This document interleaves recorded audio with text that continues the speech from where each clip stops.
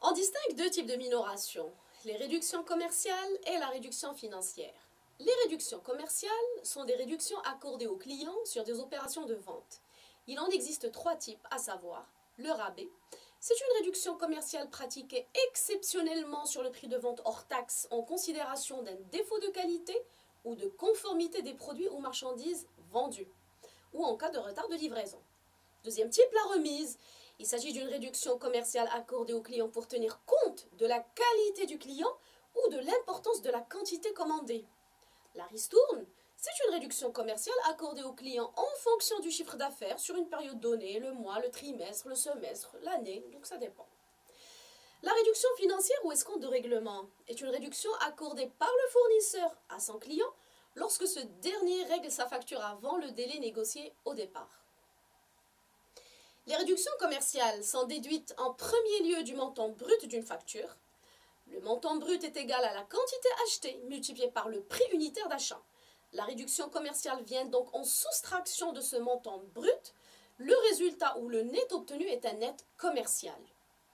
Soit l'exemple suivant. Au 26N, l'entreprise Rihab a vendu au client KE une marchandise de 40 000 dirhams hors taxe, remise 3%, ristourne 2%.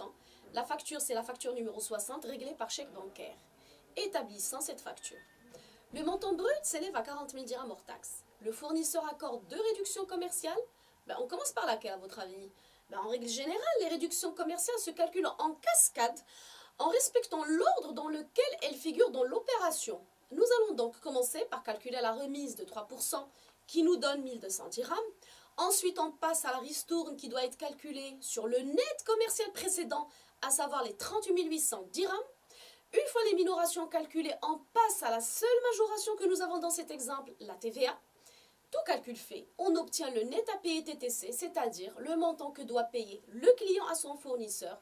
Et c'est chose faite puisque le client a réglé au comptant sa facture en recourant au chèque.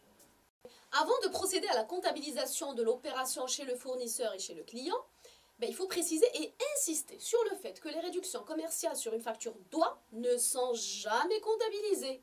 Car le prix effectif auquel on a acheté un bien est le prix d'achat ou le montant brut net de toutes les réductions commerciales. Donc, seul le dernier net commercial est à comptabiliser comme achat ou vente, d'où les écritures comptables suivantes. Quand un client règle sa facture avant la date d'échéance, le fournisseur peut lui accorder un escompte de règlement qui viendra diminuer le net à payer. Cet escompte de règlement, puisqu'il a un lien direct avec la trésorerie, représente un produit financier pour celui qui en profite, donc le client, et une charge financière pour celui qui l'octroie, donc le fournisseur. Pour le fournisseur, l'escompte financier représente une charge qui doit être inscrite dans les charges financières, et plus exactement au début du compte 163,86 escompte accordé. Pour le client, la réduction financière constitue un produit financier enregistré dans les produits financiers et plus spécialement au crédit du compte 73,86 escompte obtenu. Alors, soit l'exemple suivant. Au 23/12N, l'entreprise EGS a vendu à son client CCA des produits finis pour un montant brut de 400 000 dirhams hors taxe, remise 5%, escompte de règlement 2%, la facture a été réglée par chèque bancaire numéro. Vous remarquerez que la réduction financière est calculée sur le dernier net commercial duquel elle est soustraite pour obtenir le net financier. Le net financier n'est pas comptabilisé, il servira dans ce cas de base de calcul de la TVA. Chez le fournisseur EGS, la vente de produits finis représente un produit pour l'entreprise qui doit être enregistré au crédit du compte 71-21, vente de biens produits au Maroc, avec TVA facturée, contre le débit du compte 51-41, banque. L'entreprise EGS a accordé une réduction financière qui doit être enregistrée au début du compte 63,86 escompte accordé.